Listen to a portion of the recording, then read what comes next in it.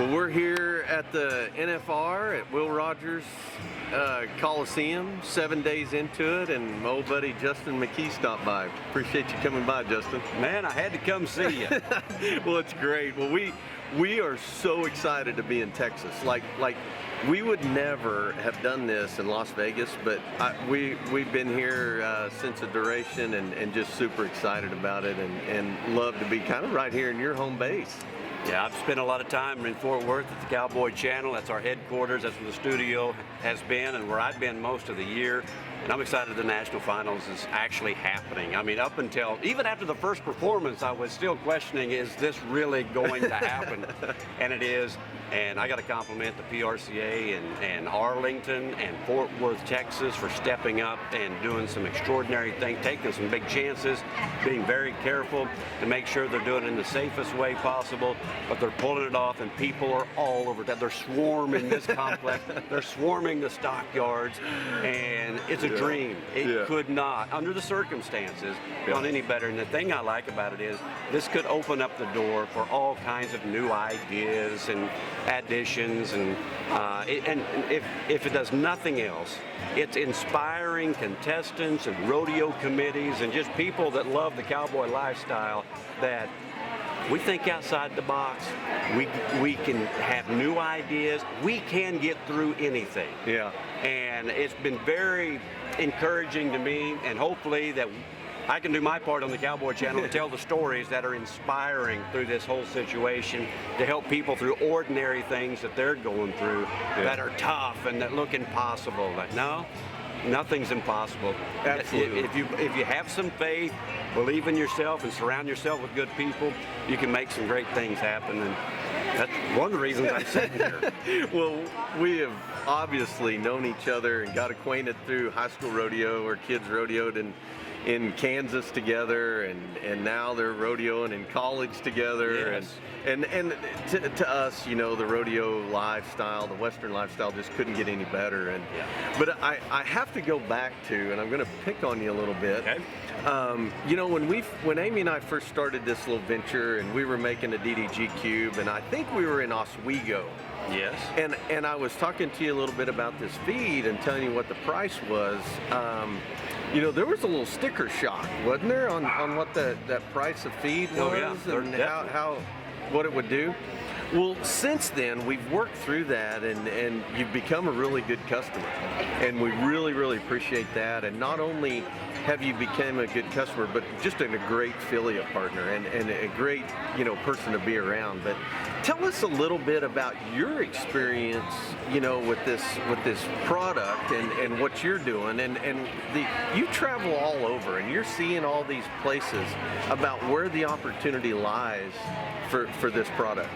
Well, there were several things. Yes, I was skeptical because it was almost too good to be true, first of all. But you really got my attention because I grow a lot of cattle in grow yards, and you said, you know, you really don't need everything that a grow yard has in terms of machinery and overhead and product. And it's all right here. You got a big round bale ring feeder and a cube feeder, and you've got a grow yard right there at your place. Yeah. And I thought, well, that's interesting. And then when you told me about my cow herd, we're asking how much do I need to feed, and you said cut it in half, and that's what you feed because of the energy value and because of the protein. And I mean, you don't have to be very good at math right. to put the numbers together. So if you feed half as much, that even if it costs a little bit more, which it doesn't, right. I mean, you're running pretty much the same cost with a lot of comparative type feeds. And then I saw my calves perform better. My cows milk better. They had a shiny coat. They were licking themselves all winter long. All winter they looked like they were, you know, May, June type cows, you know, on great grass. And, wow, my calves were bigger. And so then I just started applying it, and I have. I've done it from my cow herd to grow yard situations at my own place. We've done a feed trial on grass where we were able to see a great return on our investment. And now we're taking those grass cattle to the feed yard, and I'm anxious to see the performance that they have in the feed yard after having the rumen conditioned and after all the bugs are already situated. We talk about stress and cattle and movement and stuff. It's not the outward environment necessarily that causes the stress and causes the bad performance. It's what's going on internally. It's what's changing on the inside. Yeah. And if we don't change that, and we're using dried distiller grains at the ranch as a calf, as a growing situation, and then they go to the grow yard and we're pretty much maintaining that consistency, it's going to be really good. As you can tell, I'm pretty excited. I just love your passion. Like you're just contagious. I mean, I just love it in a good way. In a good way. But it's always nice to share things, with your friends, with your family, and one of the things that I really like about this is the thing that I've missed about not being in the cattle business is the families and just that Western lifestyle and kind of, to me, it gives me that little fix back to that Western lifestyle. And watching you go travel around and seeing these places, you touch a lot of lives out there on the road, don't you? Well, I try to. Yeah. I try to. I feel like the people I get to be around are benefiting me more than I'm benefiting them, but I'm hoping that it works both ways, and that's the purpose in life. Yeah. That is the purpose in life. I mean, I wasn't looking for a job when the Cowboy Channel came along and Patrick Gotch says, I want you to be Chris Berman for my network. And I'm like, man, I was on the road for 20 years so I could go home and have a cow herd and raise some stocker cattle, and my office is the best office in the world, and I got a big window, I can look out and see most everything, and then he said he got the PRCA. And I'm like, okay, now you've got my attention. And I ended up taking the job. But it's not because of rodeo. I mean, I love rodeo, obviously, but they gave me a chance because rodeo has never had a platform where we had enough time to tell stories about our people. Never. It's always been competition, get in, get out. And now we've got the Cowboy Channel. And everything I've done in my life has led up to this, I believe, because I worked so many years in television for the PBR, and I've announced and I've competed, and I grew up on a ranch. And so going out to these people's places, people that grew up very much like I did, I get to go tell their stories. Yeah. And they're everywhere. You get to this level of pro rodeo, you've gone through a lot of hills and valleys. Yeah. And if I can portray to people that everybody goes through hills and valleys, everybody has bad stuff going on, but it's how you take that stuff. It's how you turn it around and don't dwell on the negative, and you look for positives, and you look for strength, and you lean on people. Those are the stories that we're telling, and so to me, it's my life's work, and I'm really pleased where I'm at right now. That's awesome, because I think there's things missing in people's lives right now to like grab a hold of. I think something that's real. That's real. That they don't know what to believe. You know, and I feel like when I'm out there and talking to people and sharing my passion, like you're sharing your passion, I feel like they for the first time maybe have something that they can relate to. Right. Something that is like, just to them gives them some faith that they haven't had. Do you see that a lot? People maybe a little lost out there right now? We live in a very artificial world. If we watch TV, we live in a very sterile, artificial world that's not real. I think rodeo and the cowboy way of life is going to gain popularity like never before. I think there's people in urban centers around the world, I'm talking about around the world, that's going to see something real and authentic in our lifestyle. And they're going to gravitate to it like our parents did with John Wayne movies in the 60s. And there's just going to, we're going to hear these stories and be inspired. And it's not just people in rural America that's going to feel like we've got something good. I really believe that rural America is going to be the model that's going to turn America back around. I believe that rural America knows how to pick itself up, dust itself off, and get back on and ride again. And I don't know how. I mean, this is spiritual. I know. I mean, I believe God is going to use rural America as the example that the world can look to and say, this is what I want. Rural America knows how to love their neighbor more than themselves. Rural America knows how to have faith. Rural America knows how to be strong, how to dig in, and we're problem solvers. And here might be the foundation of it. Every day in agriculture, every day we get up with the same thing facing us, and that's problems. And so every day we are all day long trying to figure out how to solve problems. There's issues every day, and that's just what we do. We don't think of ourselves as that, but that's just a fact. Yeah. And I believe that's where common sense comes from, is from people that are solving problems every day. And that's why there's a lot of people who are like machines and going about the same routine in a sterile, artificial environment, like robots every day. There's no problem solving, right. Therefore there's no common sense, therefore we're in a situation in our country where we are. Somehow, God is going to use rural America to show the rest of the world, let's go back to our beginning, let's go back to the way things were, where we built a nation. Yeah. Because we can still live that way. Absolutely.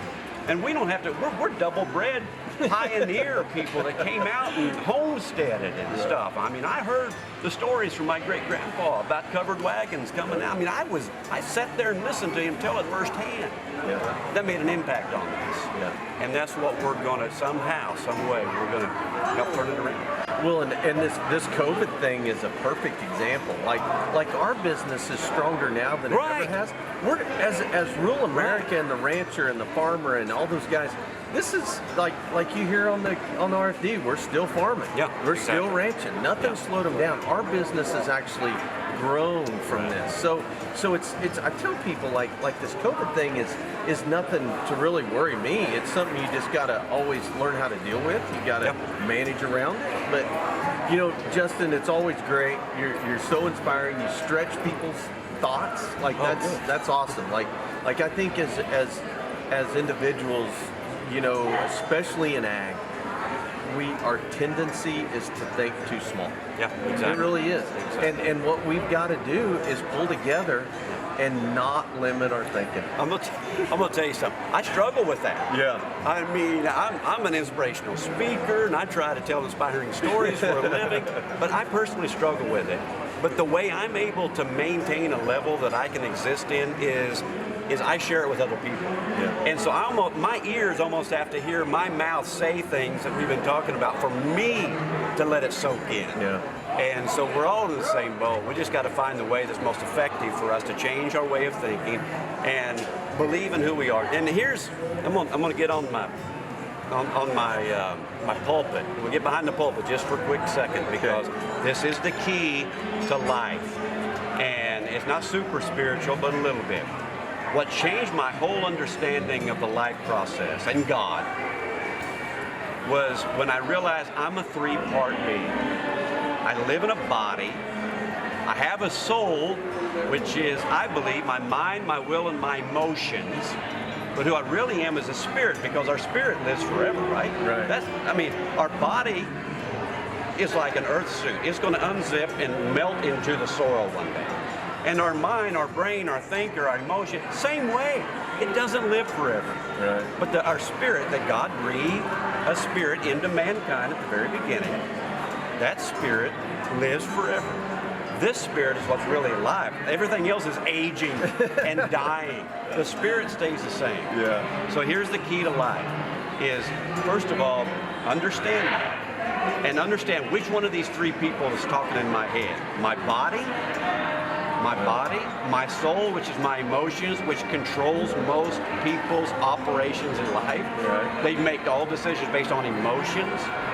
Or is it the voice of truth, which is the Spirit of God who lives in me because I believe? And that's all it is. That's simple as believing. Yeah. So what voice is talking in my head? If it's not the voice of truth, he's probably lying to you.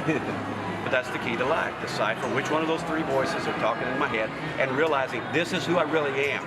This other stuff is so superficial and is going to go away in a very short time. The Spirit lives forever, and that's Jesus in me, in my spirit. That's who I really am. All the power in the universe lives in my spirit, which is where he lives in me, not in the tabernacle, not in the cathedral, not in the church building. He lives in me, and everything I need in life is right there. Yeah. Well, Justin, that's so awesome, and for you guys that are listening to this, you can never surround yourself with good people enough. Like Amy and I are so thankful for you to be in our life, to be a customer, to be a friend, to be just pulling over and talking to you on the side of the road, and bouncing things off of you. And I can't thank you enough for that. I mean, that means it goes both ways. It means a lot to us. I remember when we started spending more time together and having a conversation with my wife. I just love spending time with you and Amy. And these are the people that I want to be around because you guys inspire me, and hopefully it works both ways. But that's the foundation of our friendship and our business relationship. Is that I want to be around good people, and you guys are good people, and I'm glad we're able to do stuff together. Yeah. Well, Justin, thank you so much. I know you're busy. We love what you're doing on the Cowboy Channel. It's either RFD or Cowboy Channel in my house and my truck all the time. We got you trapped. There's nothing else on TV anymore, so we've got you right where we want you. That's right. That's right. Well, thanks a bunch. We appreciate it. Always a pleasure. You bet.